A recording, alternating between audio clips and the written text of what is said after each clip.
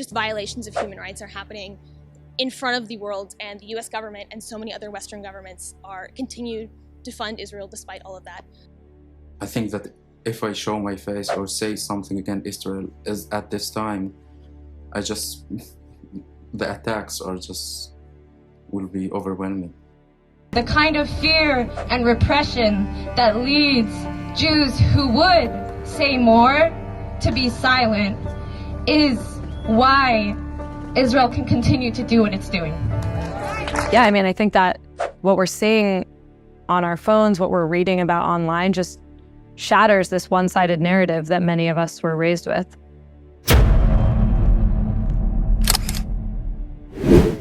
America is seeing something few imagined could happen: the rise of opposition to Israel, specifically among its young people. According to an Economist YouGov poll from January 21st to 23rd, among people who are 65 years old or above, 56% sympathize more with Israelis. Merely 8% say the same about the Palestinians. In the age group of 18 to 29 years old, 22% sympathize more with the Israelis, but 30% sympathize more with the Palestinians. So why is this happening? Why do young Americans in particular favor Palestinians more? We talked to one of these young Americans, and the answer he gave us was that what's going on in Gaza reminded him of what he experienced in America's South. It's a moral responsibility of all people in the world to stand with oppressed people when oppression is going on in the world. But I think on a more personal note, me specifically am Black and mixed race, and I grew up in the American South. And so I grew up in an environment very much plagued by injustice and plagued by violence. I definitely do see a personal connection between my own lived experiences, my own struggle, and also the decades-long struggle of the Palestinian people against their oppressor as well. This connection is not a novel take on the issue. According to the Palestinian-Lebanese writer Joey Ayoub, 2014 was the year that really shaped the young Americans' understanding of Israel-Palestine relations.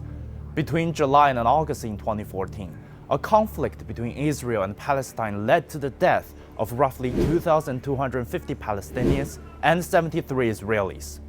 And while the conflict was ongoing, in Ferguson, Missouri, an unarmed 18-year-old African-American was shot dead by a white police officer.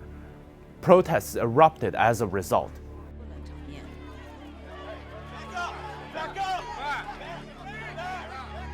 Palestinians tweeted advice on how to deal with tear gas to the protesters in Ferguson.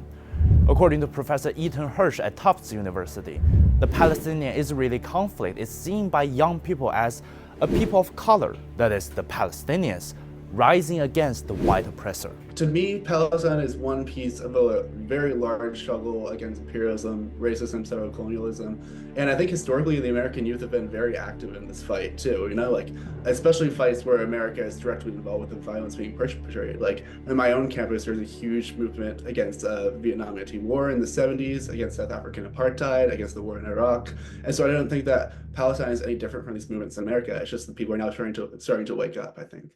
Social media has been instrumental in this wake-up. 1 month after the conflict started, the Washington Post did a study on popular social media apps like TikTok, Facebook, and Instagram. It finds that across the spectrum, pro-Palestine hashtags significantly outnumbered pro-Israel ones.